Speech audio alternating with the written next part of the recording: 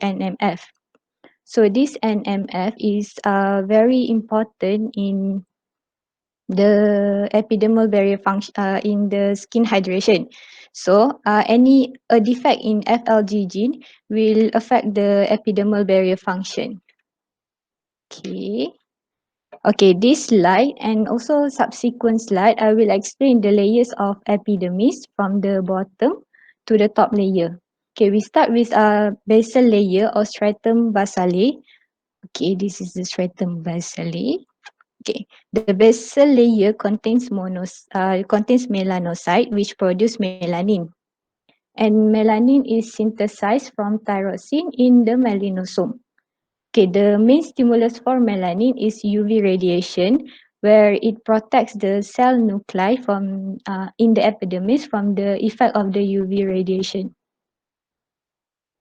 Okay, every human contains the same number of melanocyte.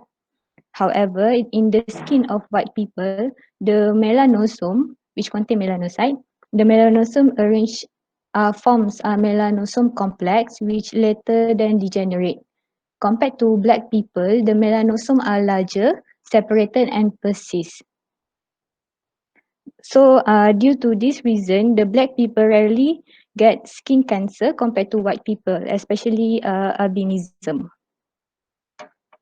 Okay, next is a prickle cell layer or stratum spinosome. So the cells in these layers have lots of desmosomes. Okay, this one. Okay. Okay, the components of desmosomes are caderins and plakins. These two are another type of keratin, which is important in cell-cell adherence.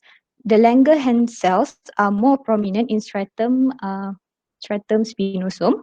They are dendritic cells and act as a first immunological defense. Okay, next is our granular cell layer or stratum granulosome. So this layer contains keratohyalin granules, and in the granule it contains filaggrin, which I had mentioned before. Okay, other than that, it also has Odlin bodies which contain lipid and enzymes. So based on the Odlin bodies will secrete their content, and the content contributes to the epidermal permeability barrier.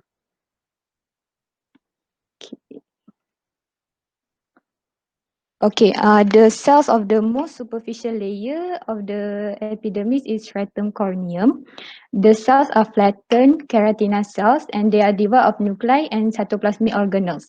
Okay, the cells in this layer are overlap together with the intercellular lipid. Hence, they form a effective barrier between the deeper layer of the skin and also the outside environment. Okay, it varies in thickness and gradually abraded by daily wear and tear. So enough with the layers of the epidermis. Now we go to the basement membrane zone, which is the area between the epidermis and also the mesh. So this zone contains three layers, which is lamina lucida, lamina densa, and also lamina reticularis. So in this zone, there is hemidesmosomes and also anchoring filament. Okay, you can take a look at this picture for more detail. So basically, this hemidesmosome and also anchoring filament maintain the addition between their respective the layers. Maintain the addition. Okay, this region contain autoantigen which is targeted by the autoantibody in the immunobolus disorder. Hence, this will lead to the subepidermal blistering.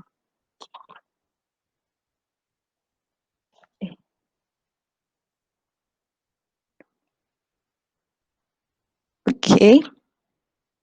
I also included epidermal appendages because they serve a particular function of the skin, such as sensation, heat loss, and so on. So first is eccrine sweat gland, which is innervated by the sympathetic nervous system. It regulates the body temperature and secretes water, electrolyte, lactate, urea, and also ammonia.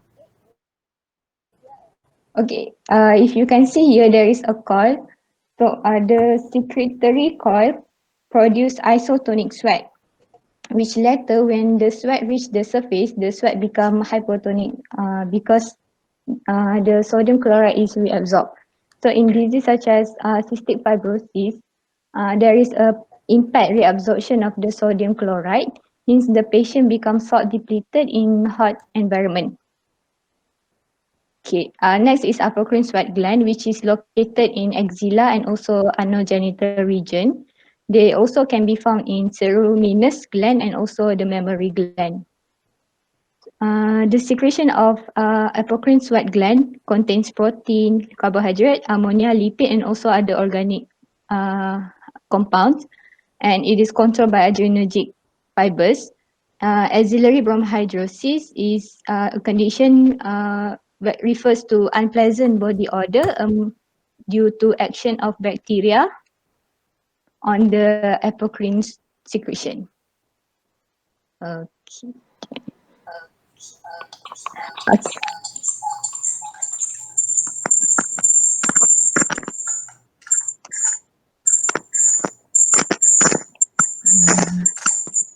Is everything okay? Okay. Hello. Yeah? Okay. You finished your presentation? Not yet. Okay. There's some disturbance, is it? From Yeah. yeah, I'm not sure. I'm Yes, not yes. sure what that is.